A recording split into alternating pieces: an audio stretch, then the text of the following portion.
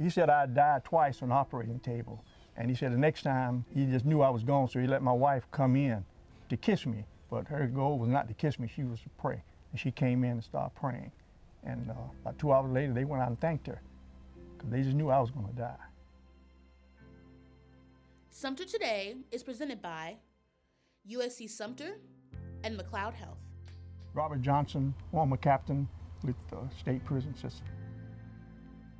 In 2010, some inmates decided that I was doing an excellent job stopping cell phones and finding cell phones, so they decided they needed to take me out.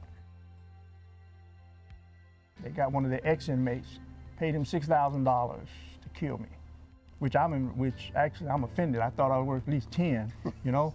But they paid $6,000, and he came to my other house where we lived, and not here, and he shot me 6 times from point blank range in the stomach and chest area.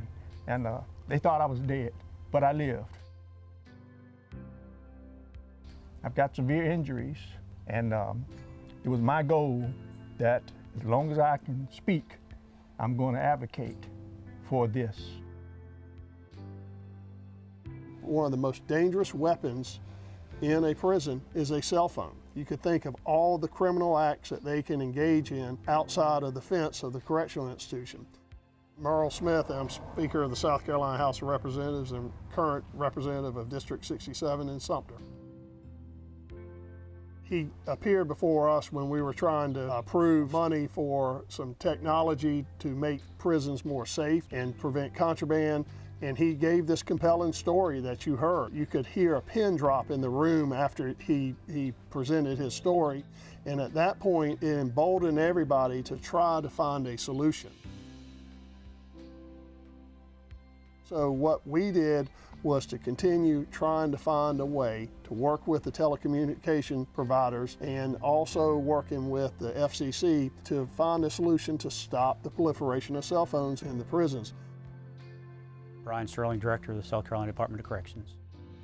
Just so your viewers know that the cell phones have always been illegal, but this regulation by the Federal Communications said that we needed a state law specifically addressing contraband cell phones. That's why we went to the Speaker and we went to others, and it was passed. And what we do is we identify these phones and then we add them to a list that denies service to them. It's going to make the prison safer and the state safer. At the end, the last day when it came back from the Senate and we had to concur, I put up an amendment to name this after Captain Johnson. And that's the least that we could do in his struggle and his bravery of making sure that we make our prisons more safe. So it's an honor for us to be here today and present him this bill. I've had 34 surgeries, and number 35 is coming up in the next 2 months. The Lord has preserved me this far, and if he wanted to kill me, I'd have died back then. So I'm going on for my fellow officers, that they don't have to go through what I'm going through.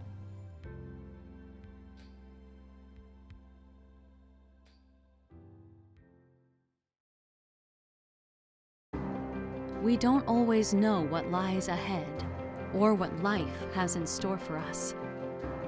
How can we be stronger today than we were yesterday? So much depends on the ways we care, those we help, the ways we give back. And where healthcare is concerned, knowing that the farther we go, the closer we remain to home. McLeod Health, well ahead.